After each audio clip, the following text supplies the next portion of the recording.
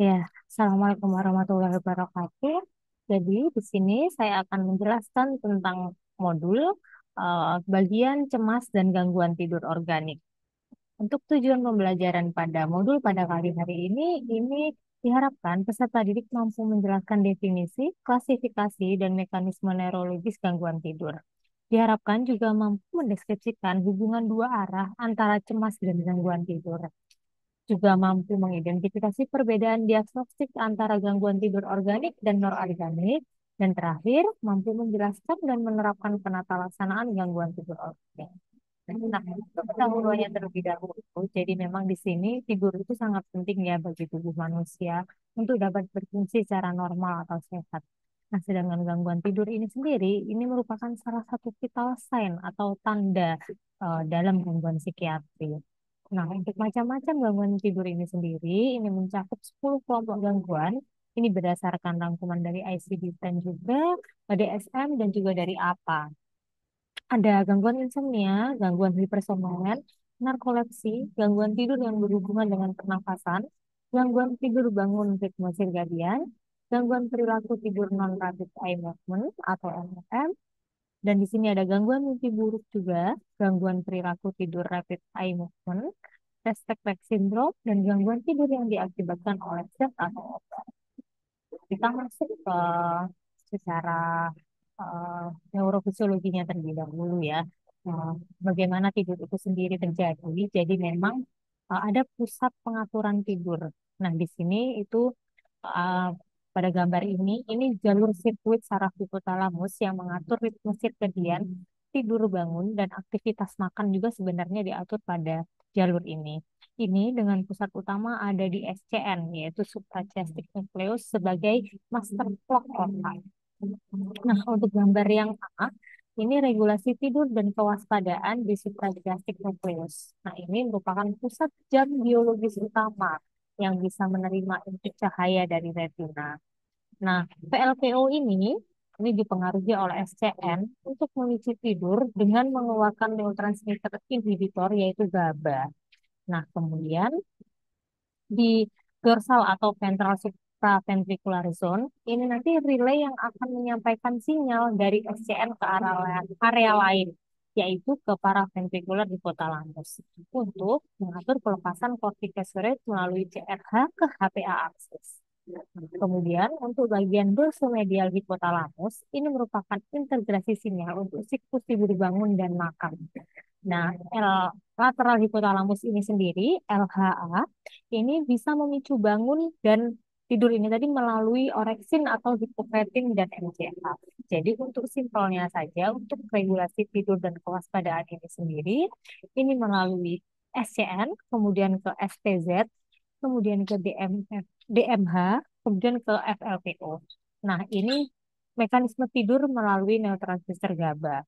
Kemudian yang kedua ada mekanisme bangun melalui oreksin, ini melalui LHA, kemudian juga bisa melalui PFH, jadi melalui stres atau kortikosteroid. Nah, untuk gambar yang kedua, bagian B, ini integrasi ritme cahaya, tidur, dan aktivitas. Jadi untuk SCN, ini alur yang pertama, SCN ini menerima input cahaya dari retina, ini via glutamat, kemudian FSPZ atau DSPZ ini menyampaikan sinyal ritme ke hipotalamus lain. Nah, di sini FH mengatur pelepasan melatonin ini melalui pineal gland dan fungsi neuroendokrin lainnya. DMH menerima sinyal dan mengatur ritme dari makan itu sendiri. Nah, di sini juga ada IGL, intergeniculate platelet, dan MRN, median rapid nucleus. Ini tujuannya, fungsinya ini memberi modulasi tambahan melalui NPY, GAPA, dan serotonin. Outputnya apa? Yaitu mengatur locomotor activity atau aktivitas sesuai siklus terang dan gelap. Jadi untuk alurnya sendiri ini untuk simpelnya, jadi cahaya nanti dia akan ke SCN, kemudian ke SPZ, kemudian ke TMA atau PFH, dan timbullah melatonin dan akhirnya bisa menyebabkan locomotor activity. Jadi di sini memang Gambar kedua ini menunjukkan bahwa sistem hipotalamus, terutama SCN, SPZ, DMH, dan PFH, bekerja sebagai pusat pengatur ritme sirkadian yang hasilnya nanti berupa regulasi nah, tidur dan bangun, jadi VLPO, VSL, LHA. Untuk hormonal juga ada kortikosteroid dan melatonin. Jadi bisa menyebabkan nanti aktivitas motorik harian. Kemudian apa saja sih neurotransmitter yang terlibat pada tidur ini sendiri? Jadi di sini peran neurotransmitter dalam regulasi tidur dan bangun ya. Jadi ada dari VLPO itu sendiri, nanti dia akan mengeluarkan GABA. Nah, GABA ini nih apa? Jadi nanti dia berfungsi menghambat sistem arousal atau aktivitas otak. Dan saat aktivitas otak ini aktif, dia akan menekan pusat bangun dan tubuh masuk ke dalam keadaan tidur. Kemudian ada bagian TMN, nanti dia akan mengeluarkan histamin. Jadi histamin ini sendiri fungsinya untuk neurotransmitter penting untuk mempertahankan kondisi bangun atau waspada. Kemudian ada dari lateral hipotalamus, jadi nanti akan mengeluarkan oreksin atau hipokretin. Ini nanti tujuannya untuk menstabilkan kondisi bangun. Dan jika oreksin ini berkurang, nanti bisa menyebabkan gangguan seperti narkolepsi, jadi seperti serangan tidur yang mendadak. Nah, suprachiasmatic nucleus ini tadi yang jam internal tubuh ini tadi ini yang mengatur ritme circadian. Aktivitasnya ini dipengaruhi oleh cahaya dan melatonin. SCN ini mengkoordinasikan juga kapan tubuh merasa mengantuk atau terjaga. Ada juga di Sahel itu disebutkan bahwa ada tombol switch off dan tombol switch on. Jadi kalau switch off itu tidur. Jadi saat PLPO aktif, dia akan mengeluarkan GABA dan menghambat sistem arousal dan nantinya otak masuk ke mode tidur. Nah, di sini PLPO berperan sebagai sleep promoter. Sedangkan switch on, tombol switch on ini merupakan tombol bangun. Jadi saat TMN aktif, dia akan melepaskan histamin ke korteks dan juga mengaktifkan sistem arousal dan akan membuat tubuh terjaga. Nah, TMN ini sendiri berperan sebagai wake promoter. Jadi, VLPO dan TMN ini bekerja seperti tombol on-off untuk berbangun. Dan keseimbangannya dijaga oleh SCN yang tadi jam biologis serta distabilkan oleh oreksin dan hipokretin. Nah, untuk arousal sistem sendiri, jadi di sini aerosol ini merupakan jaringan neural di otak, khususnya di batang otak, yaitu hipotalamus dan juga talamus, ini yang menjaga tingkat kesadaran, kewaspadaan, perhatian, dan juga status bangun. Sistem ini aktif saat bangun dan diinhibisi saat tidur, terutama tidur yang non-REM. Disebut juga sebagai Ascending Reticular Activating System atau ARAS. Nah, untuk jalur ini bekerja melalui jaringan brain system talamus, hipotalamus, basal forebrain dengan berbagai neurotransmitter ada histamin, oreksin, asetilkolin, norepinefrin, serotonin dan juga dopamin. Berinteraksi erat juga dengan PLPO, sleep promoter yang tadi, sehingga membentuk mekanisme switch tidur atau dan tidur bangun. Saat normal, aras ini tadi menjaga kesadaran dan perhatian sepanjang hari, beradaptasi dengan siklus sirkadian. Nah, namun jika terdapat gangguan pada sistem ini, nanti akan dapat menimbulkan insomnia, hipersomnia, narkolepsi, hingga gangguan kesadaran berat. Kemudian kita masuk ke cemas, gangguan cemas. Jadi yang kita tahu bahwa cemas ini memang berperan pada di sistem limbik, jadi itu amigdala dan hipokampus khususnya. Kalau untuk di amigdala ada rasa memang di amigdala ini pusat rasa takut dan ancaman. Jadi ada overaktivasi amigdala sehingga menyebabkan hiperrespon terhadap stimulus dan menyebabkan rasa takut atau waspada berlebihan. Amigdala ini mengirim sinyal ke hipotalamus dan melalui aktivasi simpatis dan batang otak sehingga muncullah kadang gejala somatik. Kemudian juga bisa bekerja juga di PFC dan hipokampus. Untuk PFC sendiri, kalau normalnya bisa mengendalikan amigdala dan fungsi kognitif dan juga regulasi emosi. Nah, pada cemas ini, hipoaktivasi PFC ini dihipoaktif, jadi agak menurun. Jadi kontrol terhadap amigdalanya berkurang, akhirnya rasa takutnya tidak terkendali.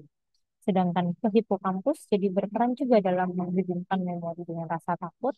Nah, pada cemas kronis, hipokampus ini menyusut atau atrofi akibat mungkin sering terjadinya paparan atau akibat stres. Jadi kesulitan menilai apakah situasi ini aman atau berbahaya. Untuk neurotransmitternya sendiri yang bekerja ada beberapa neurotransmitter pada cemas yang berperan yaitu ada serotonin, norepinefrin, dan GABA. Mungkin di sini akan lebih dibahas untuk GABA-nya karena keterkaitan dengan gangguan tidurnya. Jadi yang kita tahu memang GABA ini sendiri merupakan inhibitor utama. Jadi saat aktivasi GABA ini rendah, sistem saraf sulit dihambat sehingga kecemasan ini meningkat. Sedangkan untuk serotonin, jadi jika kekurangan serotonin, dia bisa menyebabkan disregulasi mood dan kecemasan juga. Untuk norepinefrin, jadi ada aktivitas di lokus korusnya meningkat, jadi bisa menyebabkan gejala somatik. Jadi misalkan pada orang cemas sering ada gangguan jantung berdebar, tremor, atau berkeringat dan gejala-gejala ini sering muncul dengan gejala auto. Itu mungkin yang selanjutnya juga cemas ini sendiri bisa diaktifasi melalui aksis HPA. Jadi nanti hiperaktivitas aksis HPA jadi peningkatan kortisol. Nah, kortisol ini tinggi jadi bisa memperkuat respon ke amigdala dan melemahkan hipokampusnya. Jadi semakin memperburuk untuk kecemasannya.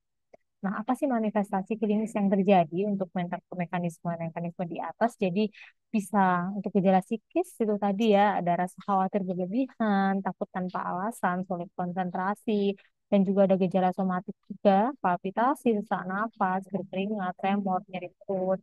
Juga bisa juga terjadi gangguan perilaku sampai ke sadar, gelisah, dan sulit tidur. Nah, makanya ini berhubungan erat memang cemas dengan gangguan tidur. Temuan untuk cemas. Cemas sendiri sering terjadi memang jadi faktor predisposisi maupun komplikasi pada gangguan tidur. Jadi bisa berhubungan. Cemas bisa menyebabkan gangguan tidur juga bisa menyebabkan cemas. Untuk di sini khususnya membahas untuk gangguan tidur yang organik ya. Jadi untuk gangguan tidur ini memang disebabkan oleh kondisi medis atau fisiologis langsung. Jadi bukan karena faktor psikologis yang semata. Nah, gangguan tidur organik ini dapat juga memperburuk kondisi cemas dan saling berarahkan. Nah, di sini bagaimana sih cemas dan GABA tadi karena memang pada cemas juga pengaruhnya ke neurotransmitter GABA. Jadi di sini memang pada individu dengan cemas ini GABA-nya menurun sehingga untuk arousal sistemnya tidak terkondisi secara optimal sehingga GABA rendah, PLPO gagal menekan arousal sistem dan akhirnya muncullah gejala-gejala seperti sulit tidur, insomnia dan mungkin bisa masuk tidur tapi terjadi slow wave sleep. Untuk gangguan tidur organik sendiri, seperti yang di depan tadi sudah disebutkan, jadi untuk gangguan tidur organik ada beberapa macamnya. Di sini ada insomnia organik, hypersomnia organik, sleep related breathing disorder, dan narkolepsi, dan juga gangguan ritme sirkadian. Mungkin di sini tidak kami bahas secara detail untuk semuanya ini, namun akan dibahas mungkin secara superficial juga. Superficial dulu mungkin ya. Jadi untuk yang pertama ada insomnia organik. Jadi di sini kesulitan memulai tidur dan mempertahankan tidur yang disebabkan oleh penyakit medis atau neurologis. Jadi bukan hanya karena penyakit psikologis, namanya saja memang organik. Itu nah mekanismenya bagaimana? Jadi contohnya saja di sini pada Alzheimer ya seperti itu ya. Jadi Alzheimer itu nanti penyakit dasarnya mengganggu sirkuit tidurnya. Jadi nanti karena ada degenerasi neuron penghasil GABA di FLPO pada gangguan Alzheimer ini, akhirnya nanti bisa menyebabkan pasien ini mengalami kesulitan tidur atau insomnia. Nah, di sini gejalanya kalau misalnya udah jelas ya sulit tidur, sering terbangun, tidur tidak nyenyak, kelelahan di siang hari.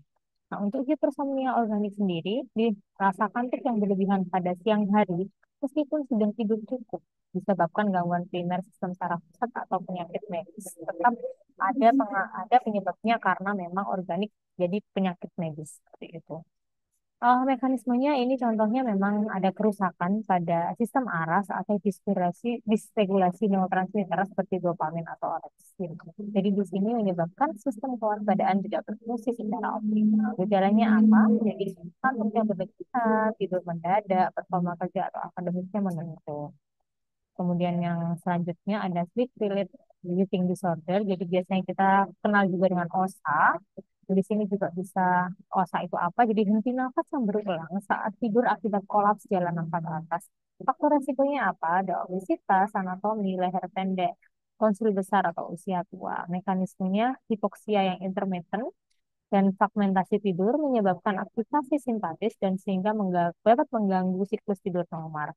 Normal. Gejalanya apa? Seperti menengkur keras, terbangun tersedak, kantuk di siang hari, sakit kepala pagi hari, dan hipertensi. Kemudian kita bahas untuk narkolepsi. Untuk narkolepsi ini sendiri merupakan gangguan neurologis kronis berupa serangan tidur tiba-tiba di siang hari. Mekanismenya seperti apa? Jadi hilangnya neuron orexin atau hipokretin di hipotalamus sehingga bisa menyebabkan ketidakstabilan transisi tidur dan bangun.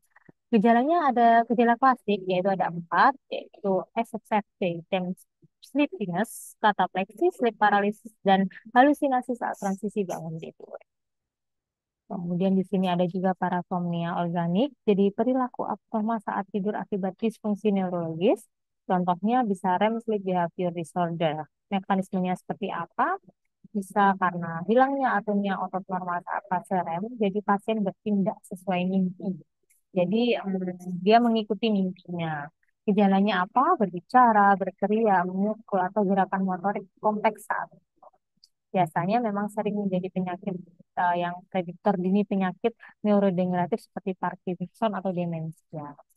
Dan yang terakhir, kita bahas gangguan ritme sirkadian. Ini merupakan desinkronisasi antara jam biologis internal dengan siklus terang gelap atau kebutuhan sosial.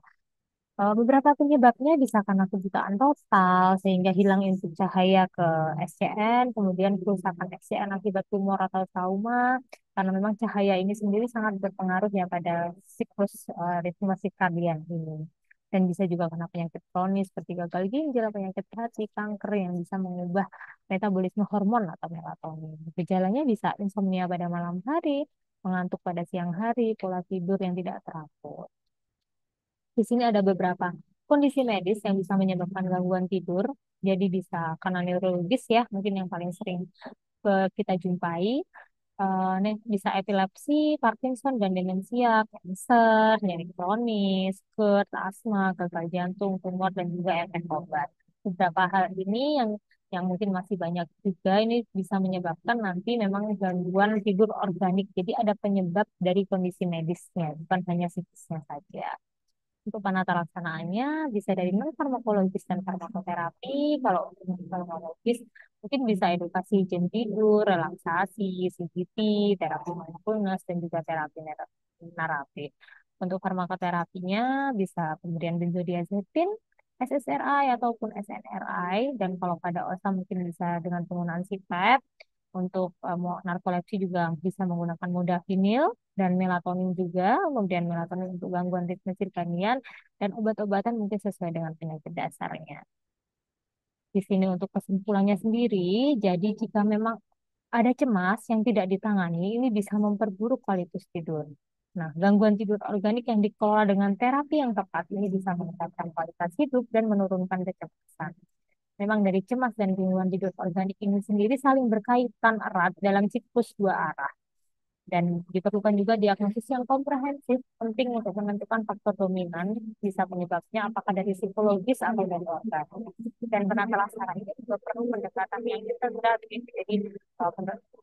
pendekatan yang holistik, jadi bisa secara psikoterapi, farmakoterapi, dan manajemen dari penyakit dasar pasien itu sendiri. Berikut referensi yang kami gunakan. Terima kasih. Mohon masukan dan bimbingannya.